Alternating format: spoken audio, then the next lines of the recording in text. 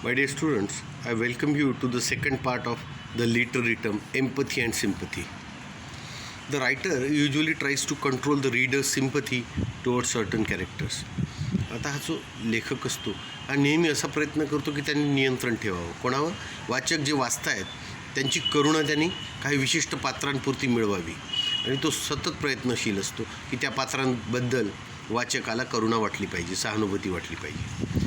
In the beginning of King Lear, our sympathies may not lie with the protagonist because of his unfair treatment of Cordelia.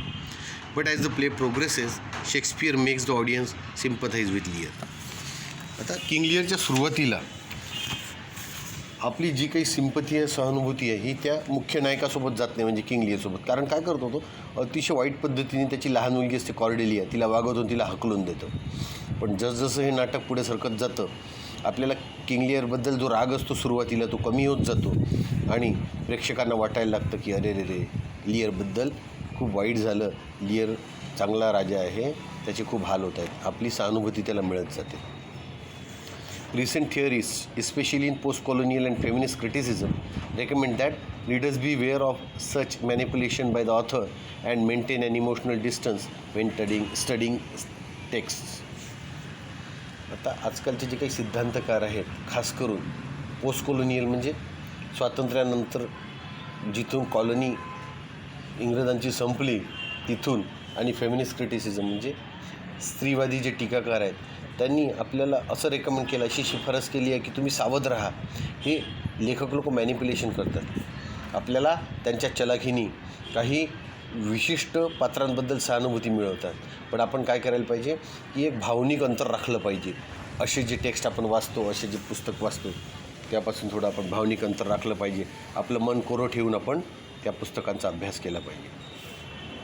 The intention is to open one's eyes to traditional imperialist or male chauvinist perspective that may be inherent in a work of art. हेतू हा आहे की लोकांचे डोळे उघडायला पाहिजे, वाचकांची. कारण परंपरागत जे आहेत राजेशाही लोक, त्यांच्याबद्दलही सहानुभूती मिळते. आणि मेल शॉविनिस्ट जे स्त्री दाक्षिण्यवाले काही पात्र आहेत आणि ते प्रत्येक कलाकृतीत असतातच. राजे असतात, काही स्त्रियांप्रती खूप आदर दाखवणारे पात्र असतात, पण कधीकधी हे खोटेसुद्धा असू शकतात हे कॅरेक्टर. तर वाचकांनी वाचताना सावध राहायचं आणि या पात्रांना ओळखायचं. तो राजा किंवा तो स्त्री दाक्षिण्य दाखवणारं पात्र खरोखरच जेन्युइन आहे का, ते खरोखरच त्यांना जे काही काम सोपवण्यात आलं आहे त्या पात्रांना ते करतात का. For example, Prospero in Shakespeare's the Tempest is the protagonist that the reader is asked to sympathize with. उदाहरणार्थ प्रॉस्पेरो जो आहे, प्रॉस्पेरो शेक्सपियरच्या टेम्पेस्टमधला मुख्य नायक, तर त्यात असं सुचवण्यात आलं आहे वाचकांना की त्याच्याशी सहानुभूती दर्शवा तुम्ही.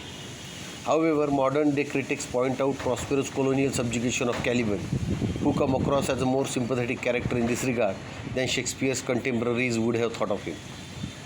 तरी मॉडर्न डे आजकाल काय झालं आहे, जे आधुनिक टीकाकार आहेत ते काय करतात की प्रॉस्पेरो जो आहे त्याचे कॉलोनियल सबज्युगेशन आहे.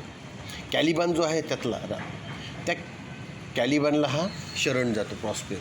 म्हणजे प्रॉस्पेरो काय करतो की नाही बा, राजेशाही आहे ही मान्य केली पाहिजे. आता मॉडर्न डे लोकशाही आहे ना, पण प्रॉस्पेरो काय करतो की राजेशाही चांगली आहे बा, त्यांना शरण जातो. तो जे कॅलिबान जो दाखवला त्याचा तिथला राजा दाखवला, तर त्याला शरण जातो हा. म्हणजे राजाला शरण जाणे आणि आपल्या निष्ठा विकणे खोट्या कामासाठी हे चुकीचं आहे ना. तर मॉडर्न डे क्रिटिकने हे शोधून काढलं आणि हे जे कॅरेक्टर आहे अतिशय सहानुभूती मिळतं आपल्याला प्रॉस्पेरो या संदर्भात. कॉलोनियल म्हणजे वसाहतवादाचा त्यांनी पुरस्कार केलेला आहे. कारण विलियम शेक्सपियर इंग्लंडचा होता ना, आणि इंग्लंडवाल्यांना सगळ्या जगात राज्य स्थापित करायचं होतं, आणि म्हणून त्यांनी त्या कॅलिबानला तो शरण जातो प्रॉस्पेरो ते चांगल्या ह्याच्यात दाखवलेलं आहे. आणि या संदर्भात शेक्सपियरचे तत्कालीन जे लोक आहे त्यांच्या लक्षातच आलं नाही, त्यांना प्रॉस्पेरो चांगलं कॅरेक्टर वाटत होतं. म्हणजे इंग्रजांची स्तुती करणारं कॅरेक्टर होतं ते प्रॉस्पेरो, आणि इंग्रजांना आपलं राज्य वाढवायचं होतं. म्हणूनच वाचकाला सावध राहायला पाहिजे, ते कॅरेक्टर काय सांगताय लेखकाला काय अभिप्रेत आहे यातून त्या कॅरेक्टरचा आपल्याला अभ्यास करावा लागतो आणि त्याला सिंपथी द्यायची की त्याच्याबद्दल समाजात जागृती करायची हे आपल्याला ठरवता येतं. This is all about empathy and sympathy. Empathy म्हणजे एखाद्या व्यक्ती त्याच्या भावना समजून घेणे, अनुभव करणे, आणि सिंपथी म्हणजे त्या व्यक्तीबद्दल फक्त वाईट वाटणे, त्याच्या भावना समजून घेणे फक्त. This is all about empathy and sympathy. Here we come to the end of part 2 of empathy and sympathy. Thank you very much.